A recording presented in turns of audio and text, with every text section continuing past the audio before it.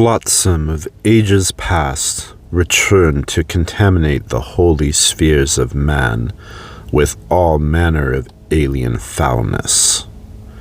These gigantic craft may bear heretics and deviants of the worst kinds, gene stealers, renegades, pirates, orcs, and worse. But as the lowest sea creature may subsist on the filth and detritus of the ocean bed, and yet carry pearls of incomparable worth, so these harbingers of terror carry ancient secrets of worth beyond measure. Where such means are at hand, the hulk must be boarded, cleansed of dread taints of the alien, and rendered to the auspices of the Adeptus Mechanicus to allow proper study. Wherein the hulk is found to be in the hands of the brutal orcs, these beasts have been found to swarm in such numbers that victory can only be won with the might of entire Space Marine chapters. Where such strength is lacking, the hulk must regrettably fall to the guns of the fleet. For to permit their entry to the inner spheres is to permit invasion on a nigh unstoppable scale.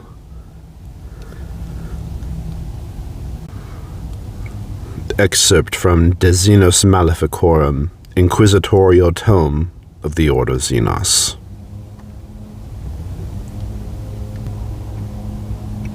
Hello everyone, and welcome back to another Warhammer video. Today, we're talking Space Hulk. I'll be going over a brief history of Space Hulks, what they are, and as well as a couple of notable ones that you may have already seen in games, like board games or video games. So the other day, the Warhammer community website, dropped an article showing this model regarding their new store anniversary model. And to most people, this just seems like a collector's edition Gene Stealer model, right? It's just a Gene Stealer with a cool pose standing atop a corpse. Well, it just isn't just any corpse. It's a Terminator, as you can tell by the head, the helmet clutched in the claw there. And it's painted red. What Space Marine chapters are big and popular that are painted red? Well, the Blood Angels, of course. And when was the last time we saw a Gene Stealer clutching the helmet of a fallen Blood Angel Terminator? Well, that would be the Space Hulk edition of 2009, when we last got Gene Stealers versus Blood Angels Terminators in the halls of the Space Hulk known as the Sin of Damnation.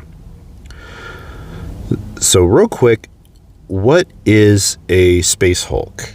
I'm going to try to explain this as simply as possible because there is a lot more to it. But here we go. So throughout the Imperium and all of the galaxy, every single day, millions of ships are plying through the warp, entering, exiting, traversing, whatever they be, whether they be Imperium, Heretic, Xenos. There's just mass being transported through the warp. And because the warp is such a fickle sea to traverse, sometimes what will happen is ships may collide with each other in the warp or collide with other debris. And so a Space Hulk is technically any one of these conglomerations that come out of the warp, but typically the most notable ones, the ones that we're all familiar with, are these massive masses of mangled ships and asteroids and all kinds of different things. And so inside the warp, these ships and all the debris get smashed together and clumped up together and become one massive hulk. And then the warp, being what it is, will spew these hulks out at random and also recall them at random. So all of a sudden, just bam, the sky opens up purple and this massive giant Hulk appears out of nowhere in the middle of space or right above your planet or something, wherever the warp decides to spew it out. The Imperial Navy and the Imperium as a whole has a standard issue order to explore or destroy any Space Hulk encountered and to catalog each one. And this is where we get the interesting boarding actions of the Space Hulk games, where you have the Terminators versus the Gene Stealers. But why Terminators? Inside of the Space Hulk is all kinds of manner of hazards. You could walk onto a deck that has all its gravity functioning normally, atmosphere and whatnot, and then you go to open the next door and it could empty into the vacuum of space. It could empty into a room where all the ships and rocks and everything have completely crushed and smashed. And now you open that door and it's just a wall of debris and you can't get through without cutting it, blasting it, or just not at all. You could open the door and step onto a deck and the gravity platings could be reversed and you could get squashed to a pulp in an instant without realizing it. Or you can get thrown to the other side of the room because that's where the gravity platings are. Any manner of just environmental hazards, gases and fires and anything just could happen all at once. And that's just environmental hazards. That's just basic exploration. What infests the Hulks can be even worse. Probably the least worst of all would be orcs, because they're not demons of the warp, they're not gene stealers, but they're still terrible Xenos, and sometimes orcs will actually use Space Hulks as a means of transportation and invasion, and this has happened before. The other thing, too, is running into Gene Stealers. Oftentimes, Gene Stealers infest Space Hulks in stasis, just waiting for the opportunity for the Hulk to come out of warp space and for the Gene Stealers to link up with the hive mind and be like, hey, here we are. Look, we found this planet. We're on this random Hulk, and then here we are at this planet. So it's a big danger, too, because Gene Stealers can call in hive fleets within synapse range. So if a Space Hulk pops out on an unsuspecting planet, Gene Stealers are on the ship, that planet might be kind of screwed. The other thing, too, is, of course, demons of the warp. These things have been sitting in the warp for hundreds, if not thousands, even millennia, of, just sitting in the warp, being infested by all manner of creatures and demons and whatnot. So the absolute worst thing I feel you could find on the Space Hulk would be the demons. And you can see this in the Dawn of War 2 Chaos Rising expansion when you explore the Judgment of Carrion, the Space Hulk, in search for the clues there. I'm trying not to spoil the story too much if you haven't played it already. I mean, it's like a 20-year-old game at this point, but try not to spoil it for you guys. So all kinds of manner of dangers, foes. So why Terminators? Well, Terminators have these big, bulky armor that was originally designed for harsh environments such as this. It may not be the most mobile of armor suits, but that doesn't matter because within the confines of the Space Hulk, you're often stuck to narrow corridors, and the extra armor of the Terminators is really helpful when dealing with the Gene Stealers and the demons and whatnot, because the Terminators can walk through corridors, take a bunch of punishment, and purge while doing it. And why do they need to explore? Well, on the ships is often lost pieces of technology. See, the ships could be from any time period. They're not all necessarily from the current setting. The Warhammer universe has been going on for over 70 million years if you look back at the War in Heaven. So you could have ships from as far back as that, if not even further, stuck in the warp, and they could suddenly collide with a ship from today, quote unquote, in Imperial standards. And then bam, you've got a Space Hulk that's like, whoa, there's this piece of technology on board that's never been discovered before. And because of that, that's why the Imperium has standing orders to explore. So oftentimes there will be lost pieces of technology, at least rumored to be on these Space Hulks. And for the Adeptus Mechanicus, even something as small as a rumor of a lost piece of archaeotech is a big, big deal for them. They will launch entire fleets to go after even the briefest rumor of an STC, a standard template construct. And these are basically the blueprints of all the tech that the Imperium makes these days. They're ancient pieces of technology, ancient blueprints from the Dark Age technology. They're considered to be the best, most advanced pieces of technology humanity has ever made. And so because of that, the Mechanicus is always on the hunt for these things. Now, failing Terminators, failing elite exploration teams from the Imperial Navy or rogue traders or whomever, the Adeptus Mechanicus, there have been times where they've explored the Space Hulk and got completely either wiped out or driven back, and they're not able to do what they want to do. So in these instances, the Space Hulk is to be destroyed. So they'll blast it. Now, this doesn't always work. Sometimes the Space Hulks are so massive that even an entire fleet's guns cannot destroy it, and they're just kind of stuck with that. The very last thing that makes the Space Hulks super dangerous is the fact that because they're spewed out of the warp at random, they're also recalled by the warp at random. So you could be on the Space Hulk, la-di-da-di-da, doing your thing, and then all of a sudden, bam, the warp just says, it just sucks it back up. It says, you're mine, and comes back.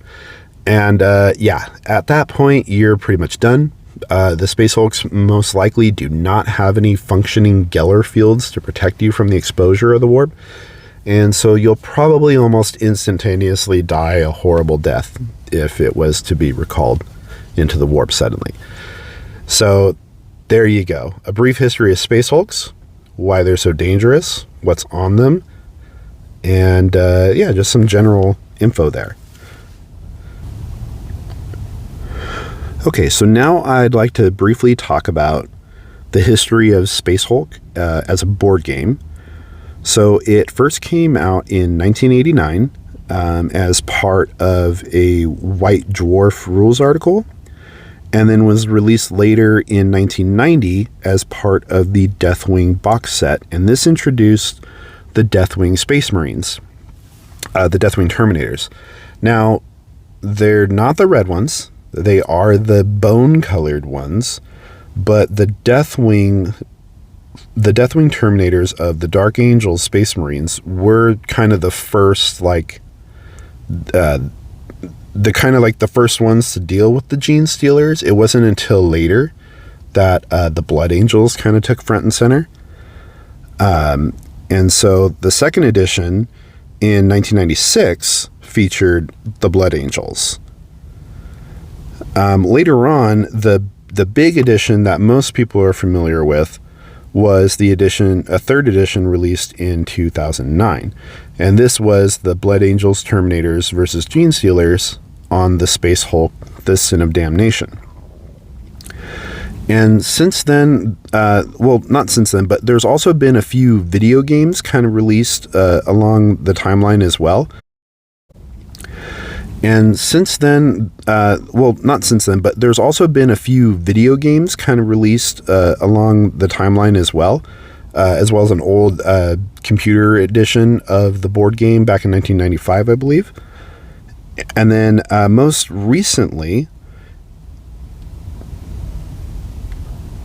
the Space Hulk video game that most people are familiar with is the Space Hulk Deathwing game. So this brought it back to the original Dark Angels versus Gene Stealers in this first-person shooter video game, which is great.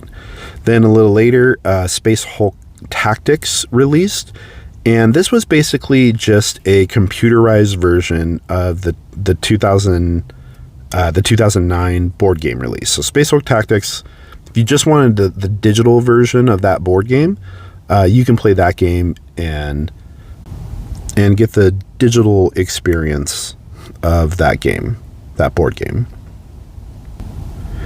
And to round off the video, I'm going to just briefly talk about the Cinema Damnation, which is the last Space Hulk from the board game, as well as the Space Hulk Tactics board game.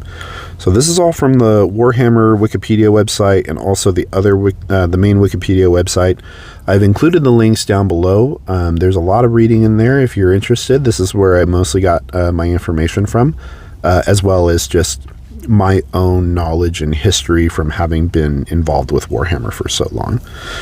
So the Cinema Damnation was the Space Hulk assaulted by the Blood Angels Space Marines in 996 M40. This campaign ultimately proved disastrous, with the Blood Angels facing an unending tide of gene stealers. They finally retreated, with only 50 brothers surviving of their entire chapter. The Blood Angels made a second attempt to claim the Space Hulk when it was rediscovered in 589 M41. This is when you take command of 1st Company Captain Michaelis Raphael and his Blood Angel Terminators on the Sin of Damnation on the board game. And this is to purge the Hulk of the Gene Stealers. And according to the lore, they were able to purge the Space Hulk and reclaim their chapter's honor. So why do I think a new Space Hulk is coming? It's this miniature. Honestly, that's it. It's this miniature. It's a little too on the nose. It's for me who's been around for a while, and I've seen all this stuff before, and I've seen some of the tricks in the bag. It's pretty obvious that this is leaning toward some kind of reiteration of Space Hulk. Whether it's going to be a smaller box game, such as the Combat Arena games or the Space Marine 2 board game, I don't know. I really would hope that they go all out and give us a massive new full-on massive edition, 4th edition Space Hulk. Give us the big box. Give us, 11, 12 Terminators. Give us 30 Gene Stealer models with a new Brood Lord. That's what we got in the last one. Like, that's what I really want for the next one. Just new cool models, a new cool game. Yeah. I could rant on and on and on about how cool Space Hulk is and why I like it. The big Terminators walking through the hallway, storm bolters blazing, bah, bah, bah, bah, bah, just blasting Xenos down wave after wave. It's just amazing to me. I don't know. All right. Well, thank you so much for joining me for this one. Hope you all had a good weekend. Welcome to the start of a new week. And I hope you all have a good one. See you in the next one. Thank you.